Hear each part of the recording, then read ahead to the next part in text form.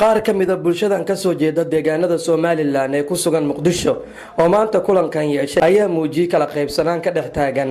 soo xulista xildhibaanada ka imaanaysa deegaanada Soomaaliland ee labada aqal ee dawladda dhexe. bulshadan ayaa cabasho ka muujiyay odayaal iyo siyaasiyiin ay sheegeen inay isu koobayaan talada deegaanada Soomaaliland dadka ka soo jeeda iyaga oo cabashadooda gudbinaya ay warbaahinta u sheegeen. waxaan nahay beerweynta Akishe waxaan ka tirsannahay waqooyi galbeed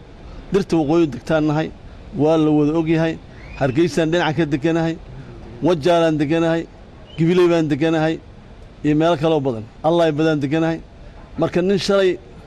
aan la degana oo ku xuquuq ah oo ku walaalkii aan tirsanay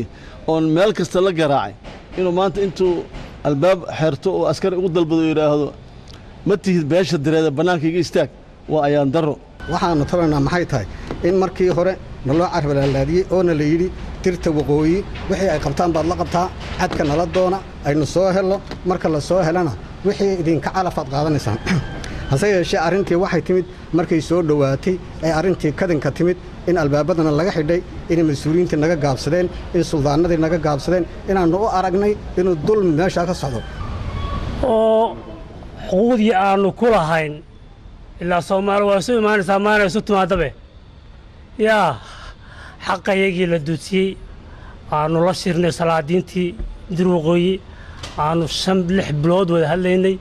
aanu la shirnay رئيس وزراء كحيانك محمد عمر تقالب وليبا لبا jeer aanu aragnay aanu ballan ku jiifnay kuraasteedii haday aqalka hoose tahay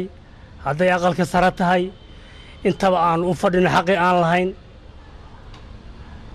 hadii iyagu waxayagii duudsiyeen ma wax gartaa la waayay oo cadaaladda ka shaqeeyo Soomaaliyeed beesha dir waqooyi anagu ka mid nahay curad dhan baan nahay curad markii ugu horeeyay wax soo doonto wiligiisa ka qayb galin golaha sare iyo golaha hooseba waxba aan ku lahayn marka waxaan u baahanahay xaqeena in la siiyo u baahanahay taas mar labaad iyo mar saddexaad aan ku celin ceeb waxaan ugu maanta askar inay jidka nagu soo bixiso oo laamiga la soo bixiyo aniga ka koobay dadka laamiga la soo dhigay maanta Cabdinaasir Maxamed telefishinka Hon Cable magaalada Muqdisho.